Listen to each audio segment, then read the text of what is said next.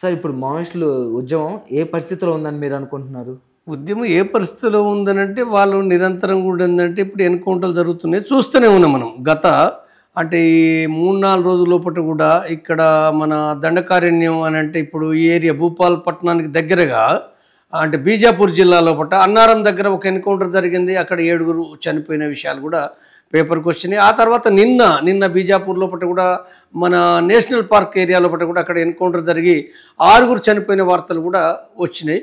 అంటే కంటిన్యూ కూడా ఏంటంటే ఈ ఎన్కౌంటర్లు కూడా ఈ మధ్య కాలంలో మళ్ళీ ప్రారంభమై కొనసాగుతున్నాయి. కొంతకాలంగా ఎన్కౌంటర్లు అంటే నెల 2 నెలలు లేవు, కానీ మళ్ళీ ఇప్పుడు 2-3 రోజుల ఒకటి ఎన్కౌంటర్లు కొనసాగుతున్నాయి.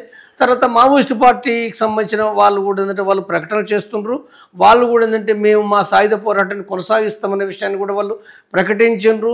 వాళ్ళు కొద్దిమంది ఇన్ఫార్మర్లను చంపడం లేదా పోలీసులను ఒకరిద్దరిని అంటే బాంబులు పెట్టి గాయపరచడం అనేది కూడా చేసిన వార్తలు కూడా మనం చూస్తున్నాం. అది కాబట్టి వాళ్ళ పరిస్థితి అంటే మావోయిస్ట్ పార్టీ ఏదైతే ఉందో ఇప్పట్లో అంటే ఇప్పుడు అంటే ఈ కొద్ది రోజుల్లో పట మావోయిస్ట్ పార్టీ అది అంటే నిర్మూలించబడడం కానీ లేదా ఆ పార్టీ లేకుండా కానీ పోదది. కాబట్టి అది కొనసాగటానికి సంబంధించిన వాళ్ళు అన్ని రకాల ప్రయత్నాలు వాళ్ళు చేస్తున్నట్టుగా మనకు అర్థమవుతుంది.